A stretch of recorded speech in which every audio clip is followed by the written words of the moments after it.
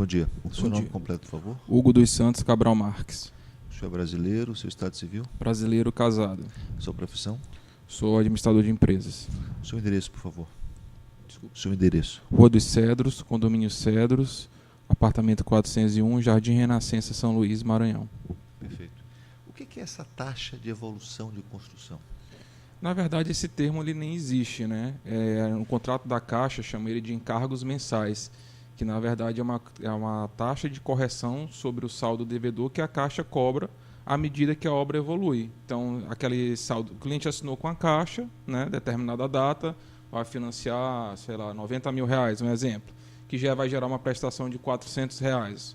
Então, como essa prestação fica congelada até a entrega do imóvel, a Caixa cobra a correção dessa parcela até a conclusão da obra. Então, ela não é paga para a construtora, essa parcela? Não, essa é uma taxa cobrada da Caixa conforme o contrato de financiamento da Caixa. Antes da assinatura do contrato de financiamento, ela não é cobrada? Não, só após o contrato com a Caixa, porque inclusive ela é debitada em conta pela Caixa, na conta que é aberta na Caixa. E por que isso? É diferente dos outros financiamentos? A Caixa, ela cobra, por exemplo, o banco privado, ele na verdade geralmente assina com a Bitse, né? Sim. A Caixa, ela assina antes Do Abits? da Bitse, porém a diferença da Caixa, nos bancos privados, as construtoras corrigem o saldo devedor até a assinatura com o banco. Sim. Fica corrigindo em NCC, né? Então Sim. vai financiar 120, às vezes está 140, 150 na hora que vai financiar. Certo. O da Caixa não, ele fica congelado, Ou seja, ele financia o valor do saldo devedor. o saldo devedor. Só que Após a assinatura, até a conclusão, a Caixa cobra essa correção desse saldo. entendi. Então, Posteriormente. o saldo devedor lá de 120 mil, ele fica sendo corrigido, só que já pago para a Caixa, é isso? Só após a assinatura com a Caixa. Entendi. Um exemplo. E aí ela não cobra cheio, ela cobra proporcional ao percentual de obra construída. Como assim? Por exemplo, vamos dizer que o INCC seria 1% cheio, né, que uma construtora iria cobrar. Certo. Então, vamos dizer que a obra está com 30%. Então, Certo. a Caixa não cobra aquela correção cheia, ela cobra proporcional ao que a obra está evoluindo. Então, se está 30%, ela cobra. Desculpe, eu não estou entendendo. Vamos dizer assim, assinou com a Caixa o Sim. contrato. O engenheiro da Caixa vai na obra, vê qual é o percentual de obra concluída. Sim. E aí Vamos lá, 50%. Exato. Aí faz um cálculo lá, não sei entender geralmente como é que é o cálculo que eles fazem, Sim. e cobra proporcional à obra. Até o momento em que a obra é concluída. Exato, mensalmente. E daí, a partir daí, o valor da prestação fica... Vira a fase de amortização, que aí começa a debitar a primeira prestação. Entendi agora. Doutora, perguntas? Bom dia. Bom dia. Levando em consideração que o seu Jonatas, o requerente, ele fez o contrato em 2012, ele comprou na planta, né? Sim. Qual o prazo para a entrega desse imóvel comprado na planta? O da prazo, construtora? em todos os nossos imóveis Minha Casa Minha Vida, eles são vinculados à contratação com a Caixa, isso consta no nosso contrato. Após, depende, eu não sei exatamente o imóvel dele, tem uns que são 24, uns que são 18 meses, mas no anexo 1 do nosso contrato consta o prazo após a assinatura com a Caixa. Então, após a assinatura com a Caixa, como a construtora depende de repasses da Caixa para concluir que a obra é do Minha Casa Minha Vida, por isso que há esse vínculo de assinatura após a contratação com a Caixa. Aí tem um prazo de entrega do empreendimento. Certo. No caso, o senhor não sabe mensurar o prazo que seria contrato, estabelecido para ele? Está no contrato isso. É só olhar no anexo 1 do contrato, tem um prazo lá, e no contrato da Caixa também cita acho que na segunda folha do contrato da Caixa, cita lá o prazo de entrega do empreendimento. Certo. Diante dessa situação, após ter vencido esse contrato... Doutora, isso não está em discussão aqui. O seu pedido não trata disso. De quê? De atraso de obra. Trata sim, senhor. Não. Bem, a sua inicial não trata. Excelência também trata de atraso de obra. Eu estou aqui com a inicial aberta, doutora. Certo. Eu posso estar Certo. equivocado. Eu li o processo todo ontem e não. Vamos ver aqui.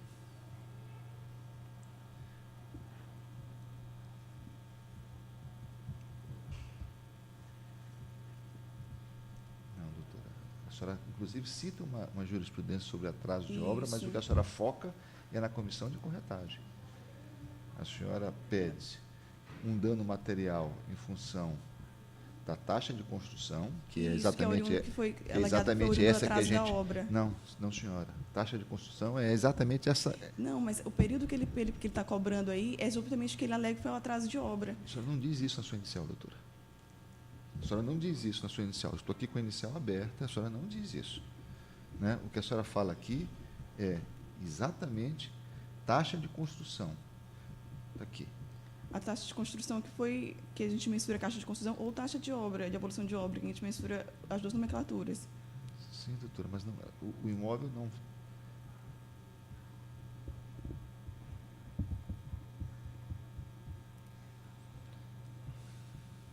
Bem, pode continuar, mas não está aqui. Não. Pode continuar. Certo. O autor, ele fez assinou o contrato, né, da Caixa após o período que ele foi chamado pela Caixa para fazer o contrato de financiamento. Então, nesse percurso, ele começou a efetuar o pagamento da taxa. Né? Uhum.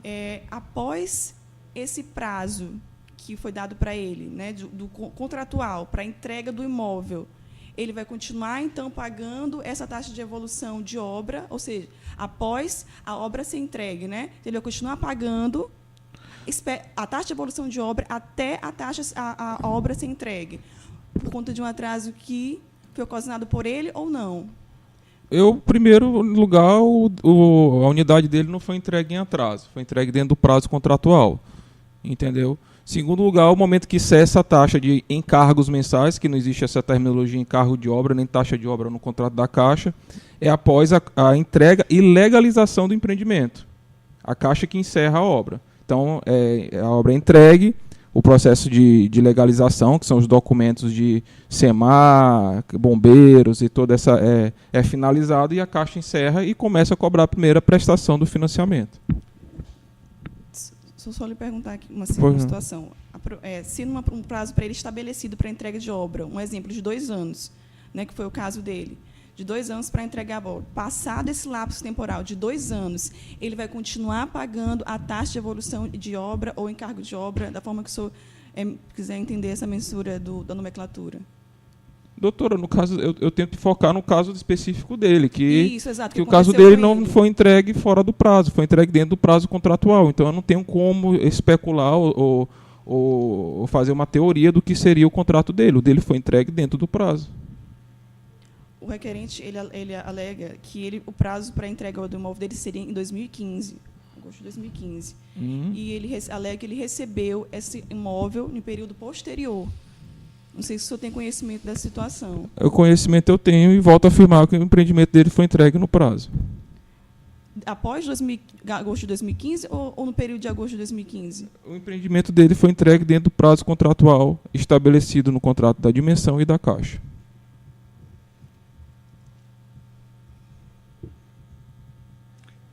O senhor sabe dizer... Mais alguma pergunta, doutora? Não, sem perguntas.